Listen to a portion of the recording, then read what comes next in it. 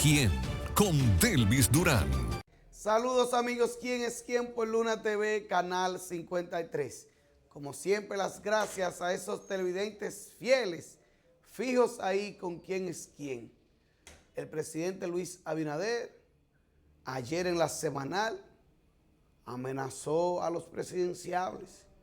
Y dice el presidente Luis Abinader que el primer funcionario que descuide su institución, que se descuide por andar con las candidaturas, pues lo va a cancelar, lo va a quitar de ahí. Pero presidente, no solamente con los presidenciables, hay gente que han descuidado sus instituciones por andar en otras cosas. Por ejemplo, Peñaguaba ahora se cree que es influencer y no está en lo que tiene que hacer. Pero señor presidente, Milton Morrison, ese ineficiente, bueno para nada de Milton Morrison, dejó un caos en Edesur, pero llegó al Intran y tiene tremendo caos, señor presidente. Entonces no hay que esperar. Cancélalo desde ya, señor presidente. Quite de ahí a Milton Morrison, quite de ahí a Peñaguaba. Señor presidente, pero este país tiene 4 años esperando que usted cancele a Gloria Reyes por ineficiente. Yo entiendo, señor presidente, y me perdona, pero yo entiendo que los presidenciables están haciendo un trabajo decente. Cuando usted busca a los funcionarios presidenciables, Yayo San Lobatón está haciendo un trabajo decente en aduana. David Collado está haciendo un trabajo decente en el Ministerio de Turismo. Wellington Arnaud está haciendo un buen trabajo en el INAPA. Usted puede seguir buscando otros presidenciables que yo creo que han hecho un trabajo decente. Ahora los no presidenciables son los que están haciendo fullerías, por no decir otra cosa. Digo fullerías para dejarlo ahí. Pero es a los no presidenciables, que hay que revisar, señor presidente. Revise a Celso Marrancini, qué es lo que está haciendo. Revise el sector eléctrico, señor presidente. Señor presidente, ¿y por qué usted no mira para donde Ángel Hernández, ministro de Educación? Pero Miyagi no aspira a la presidencia de la República, señor presidente. Y si hay una institución, si hay un renglón, si hay un área donde el gobierno fracasó, se llama en educación. Y la retranca se llama Ángel Hernández, Miyagi. Salimos de Furcal. Salimos del desastre, del robo cuando Furcal. Pero la ineficiencia de Miyagi, que conste, yo estoy convencido, yo garantizo, yo pongo mi cabeza ahí, que Ángel Hernández no se roba un peso. Porque ese señor es honesto. Él honesto, Ángel Hernández. Ahora, su honestidad no va a la par con la eficiencia. Que él sea honesto, que Ángel Hernández sea honesto, que yo estoy convencido que lo es. Eso no quiere decir que él sea un buen gerente. Como gerente se quemó, extremadamente malo. Y usted lo ha dejado ahí, señor presidente. Y yo pudiera mencionar otros funcionarios que se llevan la medalla en la ineficiencia, y usted lo tiene ahí, señor presidente. Entonces, no hay que amenazar, usted solamente destituye. Al mínimo escándalo, lléveselo. Pero aquí no, aquí los funcionarios tienen que renunciar primero. Pero bien, en la semanal, el presidente de la República, Luis Abinader, también anunció que hablará al país, que le hablará al país por sus primeros 100 días de gestión. Yo en realidad no veo gran cosa en estos 100 días de su segunda gestión. Más bien, señor presidente, sus primeros 100 días están marcados por los escándalos. Los escándalos se llevan la medalla, señor presidente, en sus primeros 100 días de esta nueva gestión. Escándalo tras escándalo, corrupción tras corrupción, presos, operaciones, desfalco. Eso es lo que hemos recibido en estos 100 días, en estos primeros 100 días de gestión, señor presidente. Yo no he visto nada innovador, nuevo, gratificante, escándalo tras escándalo. Compra y contrataciones tiene un escándalo diario. Diario hay un problema con las licitaciones. Usted se busca un problema con el caso La Vega, con Kelvin Cruz, un problema que todavía está ahí, ese problema legal.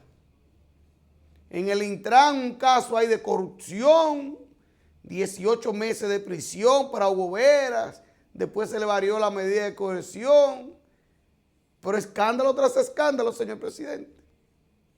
Estos primeros 100 días de su gobierno, señor presidente, han sido un desastre.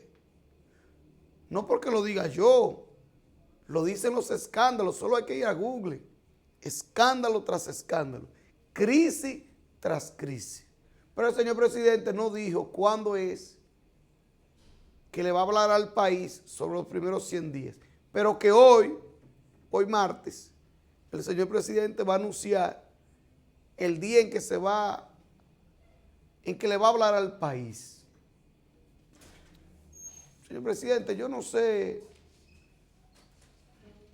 cuál fue la sugerencia a los asesores, pero yo no creo prudente que usted hable ahora. De eso, señor presidente, no hable nada. Deja que la Navidad, a que las fiestas navideñas, a la gente se le olviden esos primeros 100 días de gobierno. Porque, señor presidente, no han sido buenos, ¿no? Señor presidente, usted no ha tenido un día de respiro en estos primeros 100 días de gobierno. Han sido escándalo tras escándalo, problema tras problema. Siga con los anuncios. Ahí también, señor presidente, anunció que va a entregar el doble sueldo. Eso es algo normal, se entrega todos los años, todos los gobiernos, pero dinamiza la economía y se gana un titular y la gente se pone contento y se mueve el peso. Delvis, pero que eso solamente beneficia a los empleados públicos. No, cuando le dan el doble sueldo a los empleados públicos, el que vende frutas se beneficia porque la gente tiene dinero y sale a comprar. Y con el doble sueldo, los empleados públicos compran vehículos, compran computadoras, compran televisores, pintan la casa, remodelan la casa, se van de viaje, gastan el peso, se gasta el dinero, se dinamiza la economía. Entonces es positivo. Y yo le sugiero al señor presidente que no hable nada, que no diga nada, porque todo lo que diga pudiera eso ser usado en su contra, señor presidente. Y la oposición está haciendo su tarea, están activos y no se le puede reclamar. Esa es su labor. Y además, señor presidente, las bocinas del gobierno. ¿Y dónde están las bocinas del gobierno? ¿Y dónde están los defensores del gobierno? ¿Y qué fue? Se quedaron sin argumento los defensores del gobierno. Están agachados. El señor director es tremendo. Esa imagen es de la sociedad de medios. Esa gente no son bocinas, ¿no? Quizá algunos, pero no todos son bocinas. Señor director, es una diablura suya. Esas no son las bocinas. Pero bien, ¿dónde están las bocinas del gobierno? ¿Dónde están? Pero no dicen nada. No defienden al gobierno. Están agachados las bocinas del gobierno. La gente que está llamada a defender a este gobierno no dicen nada. Yo tengo dos hipótesis. Primero, esas bocinas ya están desarticuladas. Esas bocinas, no importa lo que ellos digan, la gente no le hace caso. Cuando tú tienes 5 años defendiendo lo indefendible y alabando y tumbando polvo, tú pierdes credibilidad, la gente deja de escucharte, la gente deja de verte, como tú todos los días vas con lo mismo. Y la gente pierde el interés. Esa es la primera teoría mía. Y la segunda puede ser una teoría no comprobada, evidentemente. Y lo segundo es que esas bocinas están viendo que el barco se está hundiendo y no quieren hundirse. Porque ¿qué ustedes creen? ¿Que las bocinas de hoy no eran las bocinas del PLD? Claro que eran las bocinas cuando el PLD. Y cuando el barco del PLD se estaba hundiendo, ajuí, quizás esas bocinas se están dando cuenta que las cosas no andan bien y prefieren hacer silencio. Pero el equipo de comunicaciones de Palacio Nacional debe revisarse. Atención a los que editan aquí. El equipo de comunicaciones de Palacio Nacional debe revisar sus bocinas, porque sus bocinas no están haciendo su trabajo. Porque al gobierno le están dando una pela en cuanto a la opinión pública, en las redes sociales, en los medios de comunicación, en las calles. Es una pela. Y ese equipo de bocinas bien pagados no están haciendo su trabajo. Todo lo contrario, están agachados, están escondidos, no sacan la cabeza. Entonces hay que reestructurar esas bocinas. O quizás no hay que reestructurar nada. Quizás hay que inyectarlos. Sí, quizás Homero Figueroa, Daniel García Archival, quizás hay que inyectar las bocinas, un poquito de vitaminas, porque están agachados, están en silencio, no dicen nada, no tienen argumentos, no defienden al presidente, no defienden al gobierno. Y en la opinión pública, en estos 100 días de gobierno del presidente Luis Abinader y el PRM, están muy mal en la opinión pública. Y la percepción es muy mala. Es muy mala. Entonces, hay que reestructurarse, hay que reinventarse. El gobierno, el equipo de comunicaciones debe reinventarse, porque la verdad es que le está yendo extremadamente mal, pero muy mal, muy mal. Vamos a cambiar de tema. Yo vuelvo a la comunidad de la Siria en San Pedro de Macorís por el caso de la supuesta violación a una niña, a una estudiante de 13 años de edad. Y es que el Ministerio Público le pidió al tribunal posponer el conocimiento de medida de coerción. Y eso se pospuso para el próximo lunes. El conocimiento de medida de coerción contra uno de los profesores, porque hay otro que está prófugo. Que por cierto, son primos. Mello, los dos supuestos violadores son primos. No son primos. Hay uno que se entregó y el otro no se sabe dónde está. Si se fue para Estados Unidos, ¿dónde? Pero son primos. Son primos. Parece que cuando uno se cansó, lo cogió la otra. Entonces el Ministerio Público pidió, ese es el que está preso. Ese es el profesor. Ese es el profesor de idiomas, el que está preso. El que está prófugo es el profesor de matemáticas, pero son primos. Ahora el Ministerio Público pidió que se conociera más adelante la medida de coerción porque el Ministerio Público quiere entrevistar a la niña en la Cámara Gesell. Sí, porque hay que investigar, entrevistar a esa niña en la Cámara Gesell. Entonces, los resultados, lo que esa niña diga, puede ser usado en el caso.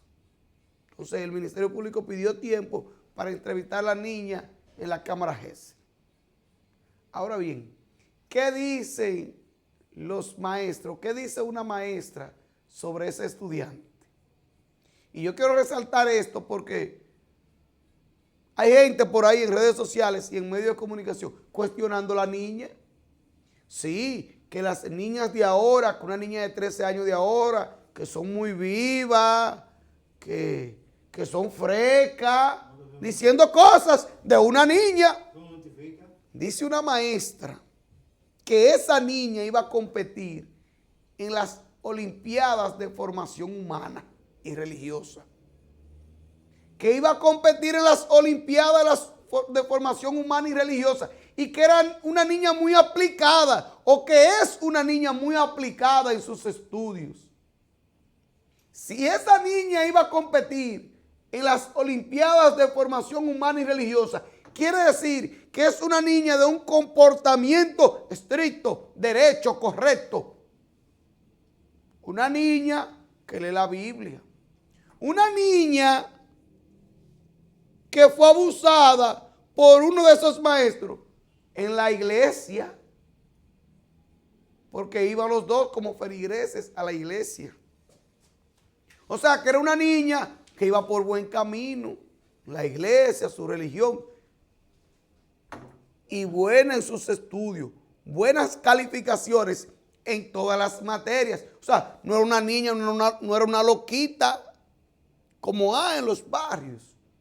Pero sea loquita o no, eso no, que sea una loquita, que no estudie, que ande para arriba y para abajo, eso no quiere decir que un maestro tenga que violarla.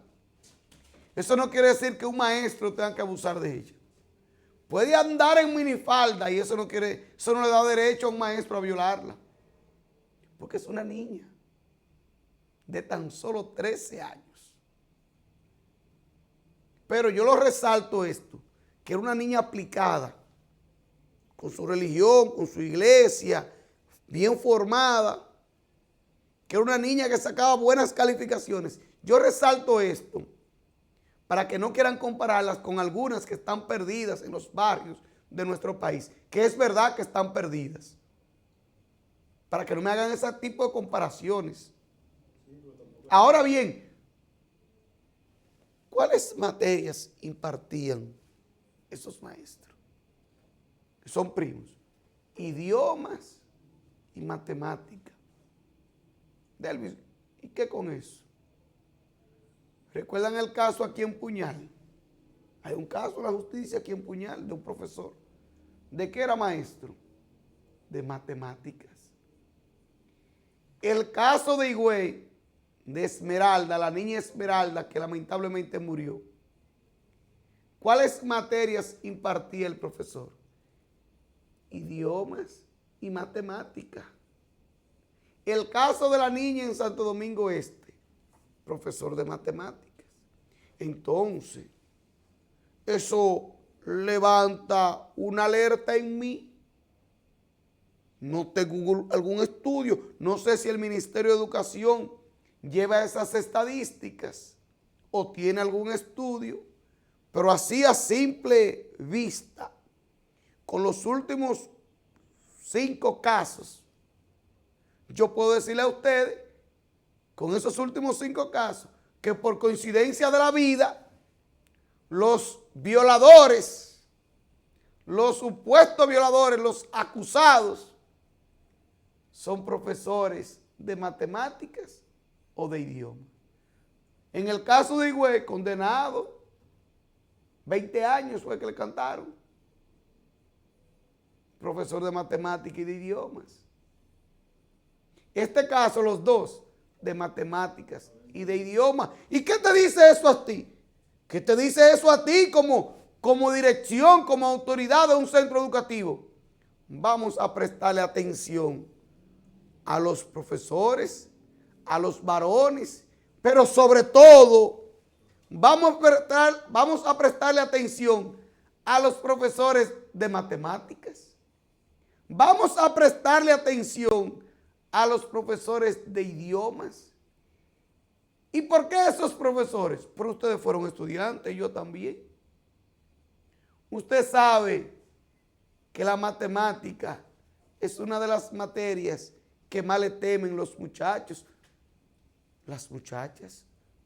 Y es lógico que al profesor de matemática se le tenga cierto temor y que los estudiantes también tengan mayor necesidad de acercarse a ese maestro por la dificultad de la materia.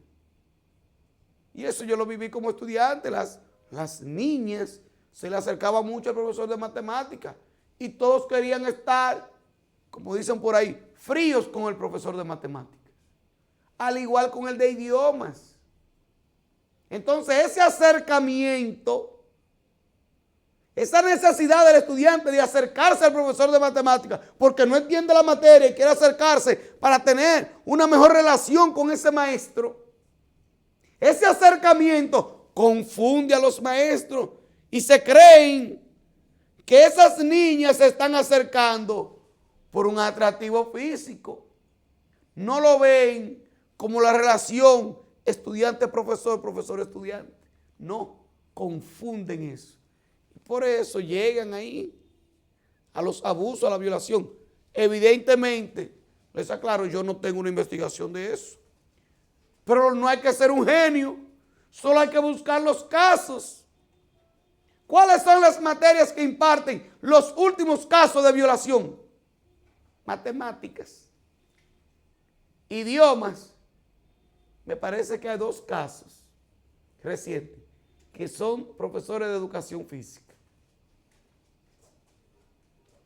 Yo no he visto un caso, no tengo reciente un caso de un profesor de historia que haya abusado de una niña o de un profesor de lengua española.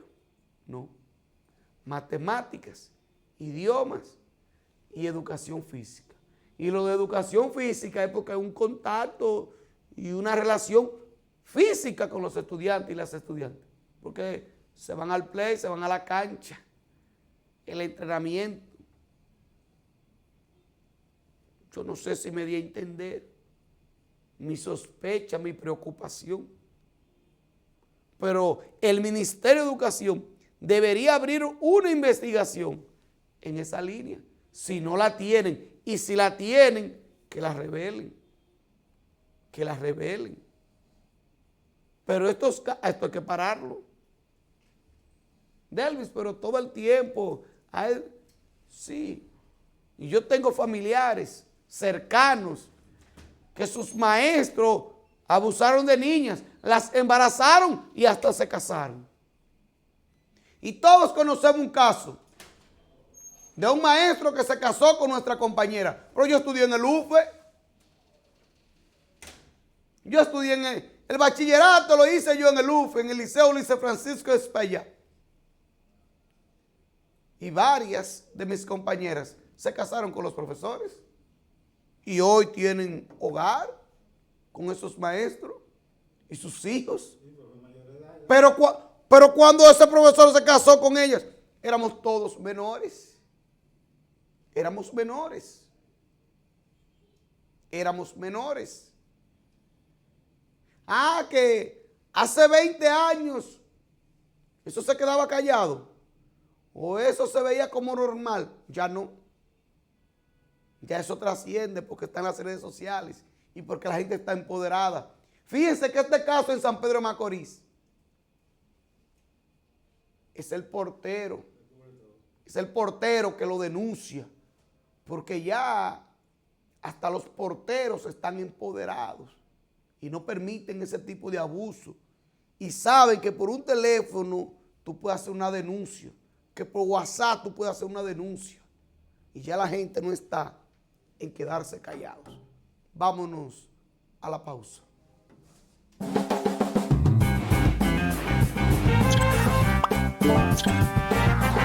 ¿Quién es quién? Con Delvis Durán.